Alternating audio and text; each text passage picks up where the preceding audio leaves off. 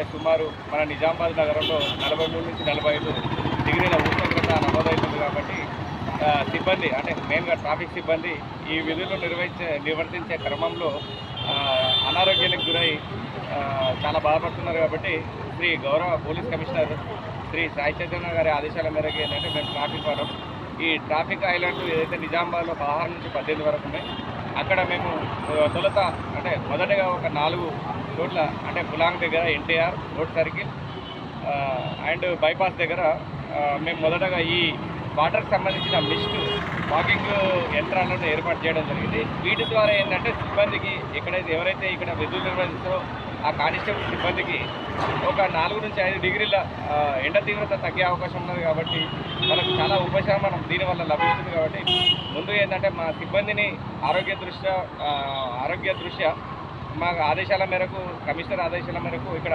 ఏర్పాటు చేయడం జరిగింది. సిబ్బందిని అడిగి తెలుసుకుంటే కూడా సిబ్బంది కూడా చాలా సంతోషాన్ని వ్యక్తం చేస్తున్నారు.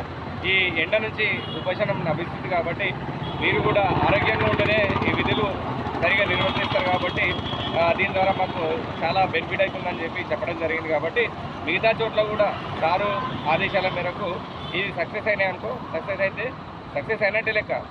ఎందుకంటే వీళ్ళు సిబ్బంది దగ్గర నుంచి ఫీడ్బ్యాక్ కూడా పాజిటివ్ వచ్చింది కాబట్టి మిగతా చోట్ల కూడా ఖచ్చితంగా ఈ పిడిఎసి ఏంటంటే సిబ్బందిని ఆరోగ్యాన్ని దృష్టిలో పెట్టుకొని రాబోయే రోజులలో మిగతా జంక్షన్లో కూడా ఈ మిస్ట్ యంత్రాలను ఏర్పాటు చేస్తామని అంటే సార్ ఆదేశాల మేరకు ఏర్పాటు చేస్తామని ఇటు సందర్భంగా తెలియదు.